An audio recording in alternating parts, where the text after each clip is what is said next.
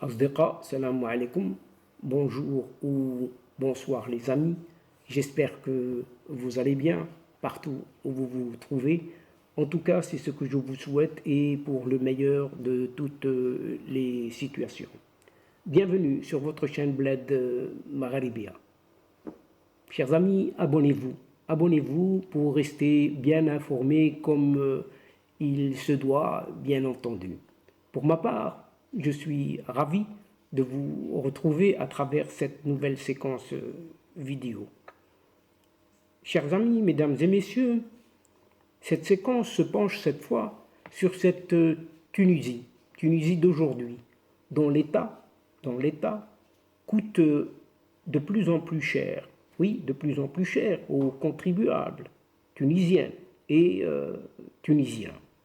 D'autant plus ce qui n'augure pas un futur des meilleurs ni des plus réjouissants, puisque en cette Tunisie du jasmin, comme on l'appelle, les fermetures d'entreprises industrielles, exportatrices se multiplient à n'en pas finir et à n'en voir la fin du tunnel. Et en cette Tunisie, chers amis, de nos jours, désormais, l'État devient trop coûteux pour les contribuables, à savoir la citoyenne et autres citoyens lambda de Tunisie. D'autant plus que les dépenses de cet État augmentent de plus en plus, si ce n'est d'année à une autre, alors que ses performances régressent tout autant. Ce qui veut dire que les dépenses augmentent et les recettes régressent, pas d'entrée. Ce dont témoigne la dégradation continue des services publics, à savoir l'éducation, la santé, le transport, l'administration, etc., etc. Et la liste est longue. Mais jusqu'où? Oui alors, jusqu'où va se poursuivre cette descente en enfer? Avec un gros point d'interrogation ici. Et la preuve nous vient par ces chiffres qui ne montent pas par ailleurs et qui viennent du palais du gouvernement lui-même à Tunis. Et pour eux, ces gens qui sont là, dans ces palais, ils s'enrichissent. Oui, ils s'enrichissent en appauvrissant la population du bas. Et ce gouvernement s'est engagé au titre de la loi des finances 2023, à dépenser, écoutez bien, quelques 56 milliards 700 millions. Oui, vous entendez bien, une dépense de 56 milliards de 700 millions de dinars, dont seulement 6 milliards, oui, 6 milliards de dinars pour des investissements publics qui pourraient ne jamais voir le jour. Oui, 56 milliards, on retire de là 6 milliards.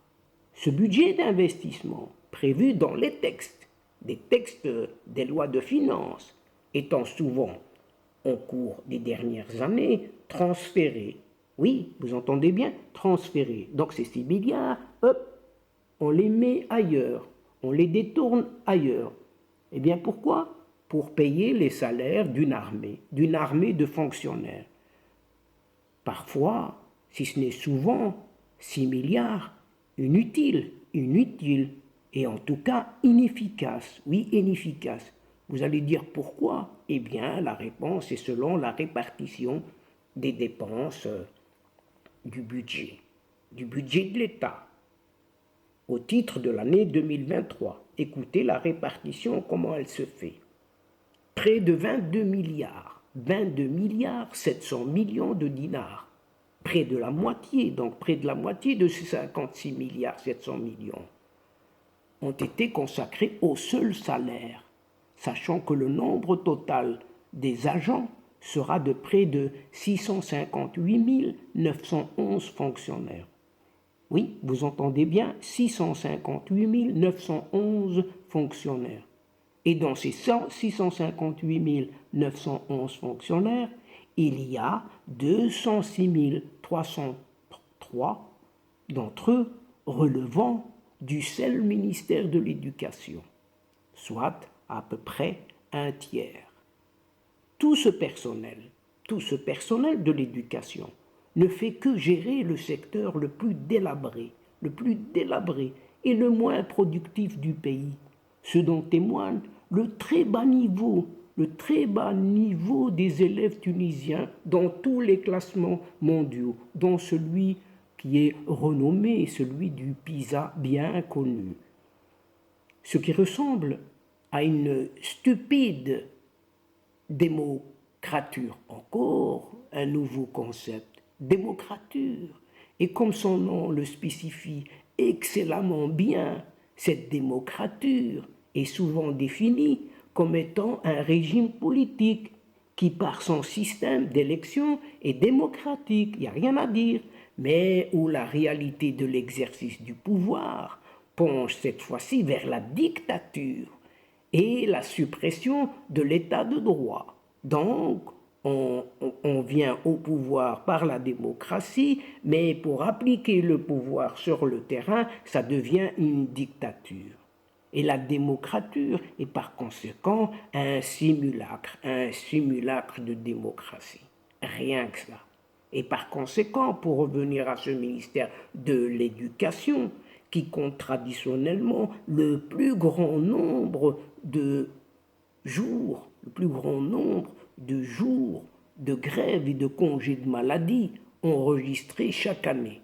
Et à la tête de la liste des dépenses d'engagement pour 2023, avec près de 7 milliards 700 millions de dinars, suivi par ceux de l'industrie, de l'énergie et des mines, avec 5 milliards 900 millions de dinars, et de l'intérieur, avec 5 milliards 700 millions de dinars. Eh bien, ce gouvernement tunisien a aussi consacré des dépenses d'engagement de 3 milliards 900 millions de dinars au ministère de la Défense nationale et de 3 milliards 600 millions à la santé. Les dépenses d'engagement allouées à cette assemblée des représentants du peuple, qu'on appelle députés, s'établissent, eux, à 35 millions de dinars. Celles de la Cour des comptes, 31 millions de dinars. Et celle de l'instance supérieure indépendante pour les élections, qui s'occupe des élections, à 74 millions de dinars.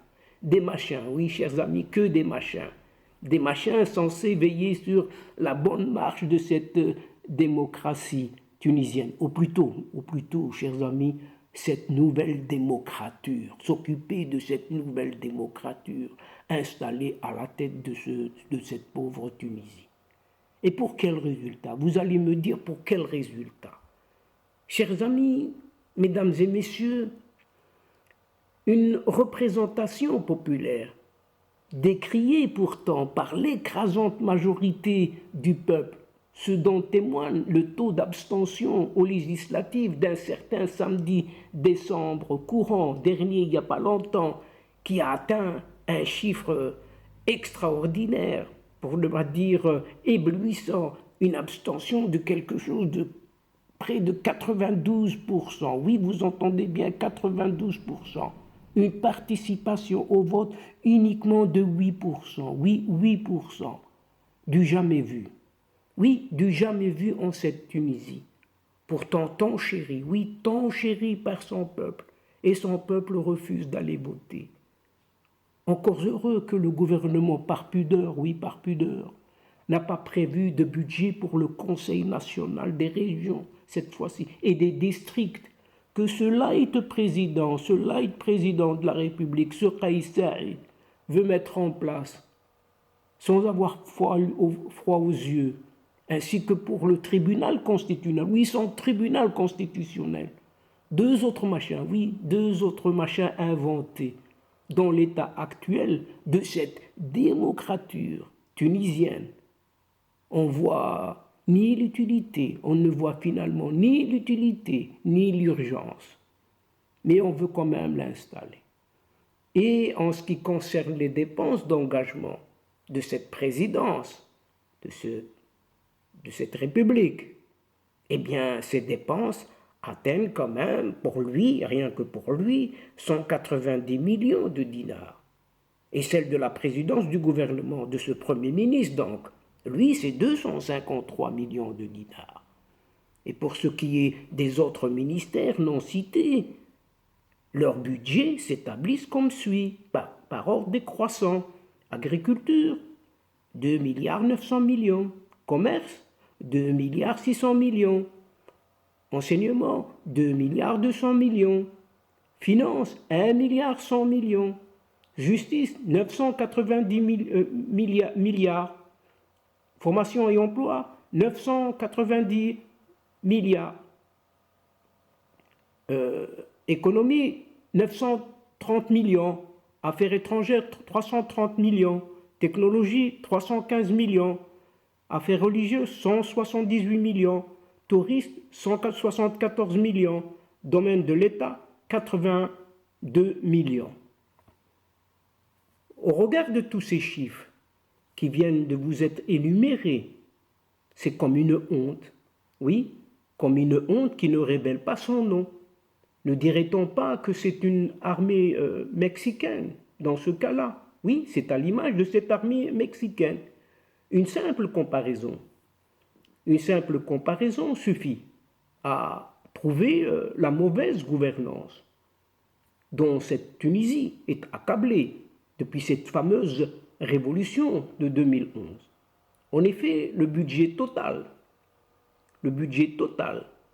juste une petite rétrospective pour arriver en arrière, le budget total s'élevait à seulement 18 milliards. Vous entendez bien, 18 milliards de dinars en 2010. Et nous avons dit au début ici que pour 2023, il était de 56 milliards 700 millions. Et en 2010, 18 milliards de dinars, et faites la différence. Soit le dernier exercice de ce dictateur. Un dictateur, là c'était un dictateur, Zine al-Abidine Ben Ali, réputé grand kleptocrate, devant l'Éternel, bien évidemment. Alors qu'un montant de 22 milliards 700 millions de dinars est consacré au seul salaire dans la loi de finances, ici 2023, alors que le budget de Zine al-Abidine Ben Ali, ce dictateur, le budget total était de 18 milliards. Et ici, rien que pour la loi de finances, des salaires est de 22 milliards. Voilà, et la différence est faite. Faite uniquement. Donc, ce qui veut dire que ces chiffres parlent et disent la vérité, ou du moins ne mentent pas. La corruption en Tunisie, cette fois-ci, a peut-être changé de forme, mais elle s'est visiblement aggravée. Car que penser d'une armée de fonctionnaires? Oui, que penser d'une armée de fonctionnaires dont une majorité de bras cassés, de bons à rien et de fainéants, sinon qu'ils sont pratiquement tous des corrompus, soit sans le généraliser. Non, sans le généraliser, bien entendu. Toute mesure bien gardée et bien pesée ici. Ne pas généraliser que tout le monde est corrompu, mais ça devient apparent. Cette corruption est apparente. Et cet État, finalement, est au bord de la faillite, certes, comme cet État de Tunisie actuel, et censé baisser normalement ses dépenses de fonctionnement, que du contraire. Eh bien oui, que du contraire. Or, il est en train de faire exactement le contraire en faisant carrément exploser son budget de fonctionnement. Mais d'où apporte-t-il cet État tout cet argent qu'il dépense à gogo et avec une telle largesse? Incompréhensible. Eh bien, certains diront, il emprunte à l'étranger, endette sa population et hypothèque l'avenir de ses enfants. Il fait aussi trimer la bête. Et la bête, c'est qui? Eh bien, vous l'avez compris. Ce sont les citoyennes tunisiennes et autres citoyens tunisiens, soit, en gros, les gentils, oui, les gentils contribuables, entre guillemets, qui acceptent de se faire encore gruger, encore déplumés par cette armée mexicaine qui est devenue ce gouvernement avec son administration tunisienne bien entendu et à sa tête ce néo-dictateur qui est ce Laït Kais Saïd.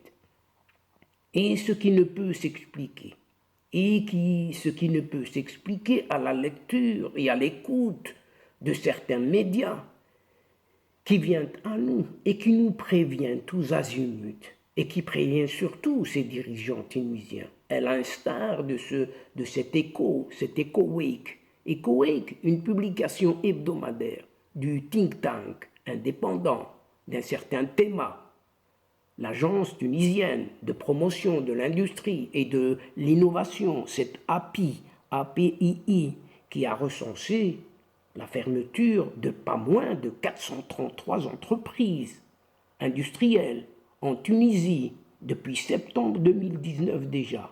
Et parmi ces entreprises, cette hémorragie ne s'arrête pas et elle concerne quelques 212 totalement exportatrices, soit la moitié des fermetures touchant ce qui jadis constituait l'un des fleurons de l'industrie tunisienne, le textile qui constituait par ailleurs l'essentiel du tissu des PME, de ces petites moyennes entreprises de régions entières du pays, de ce pays tunisien.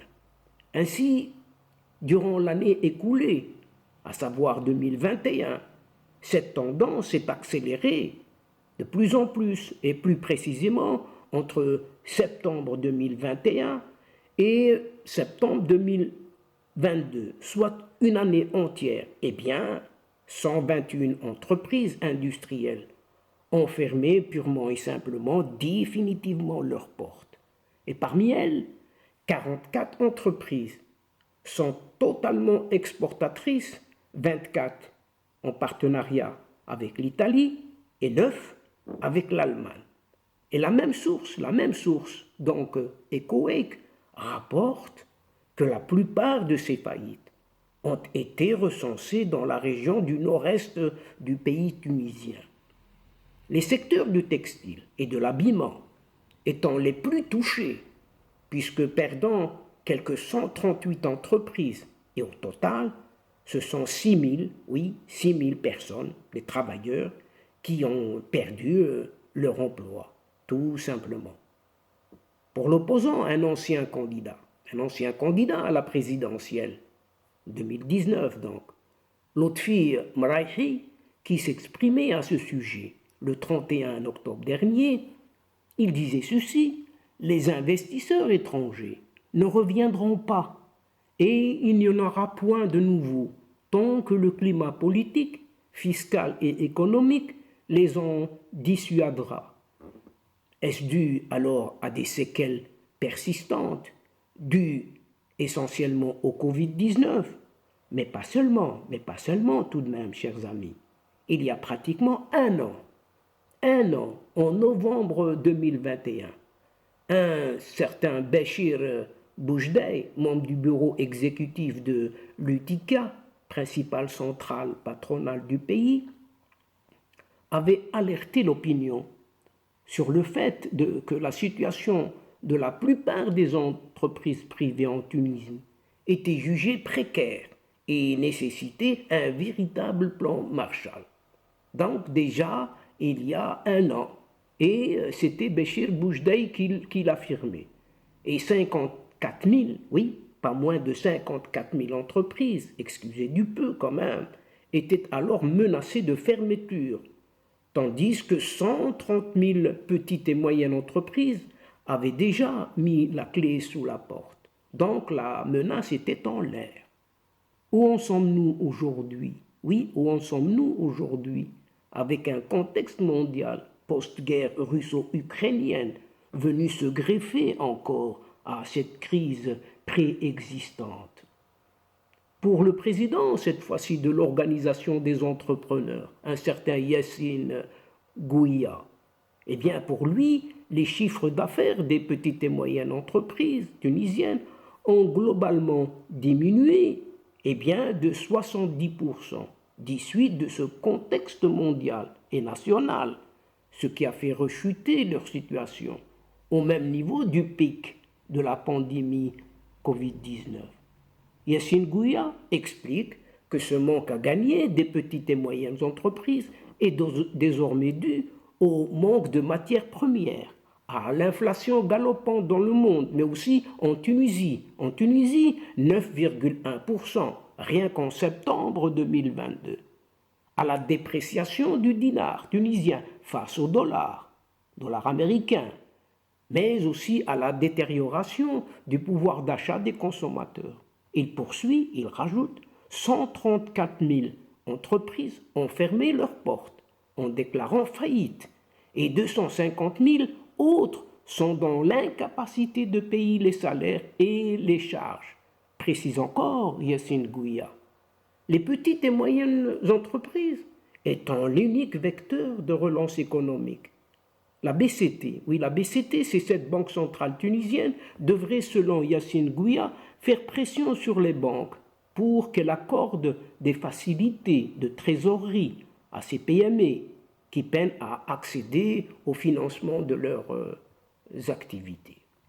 Et donc, chers amis, mesdames et messieurs de la chaîne, c'est sur ces nouvelles qui ne sont guère réjouissantes, oui, au niveau socio-économique et même au niveau politique pour cette Tunisie du jasmin, du moment, du moment, que prend fin cette séquence en prenant congé de vous, tout en espérant vous retrouver avec un immense plaisir, comme il se doit, bien entendu. Merci pour votre fidélité en nous écoutant jusqu'au bout des séquences. Mais n'oubliez pas de nous soutenir et d'aider votre chaîne en vous y abonnant en grande masse afin d'être informé très rapidement et dans les meilleurs cas, bien entendu. Aussi, chers amis, mesdames et messieurs, n'hésitez surtout pas de partager au maximum, au grand maximum autour de vous, auprès de vos connaissances, auprès de vos proches, partout où vous pouvez le faire, les séquences vidéo de votre chaîne. Oui, votre chaîne. Elle a besoin de vous, elle a besoin de votre aide. Donc faites-le si vous le pouvez et dans le meilleur des situations, bien entendu.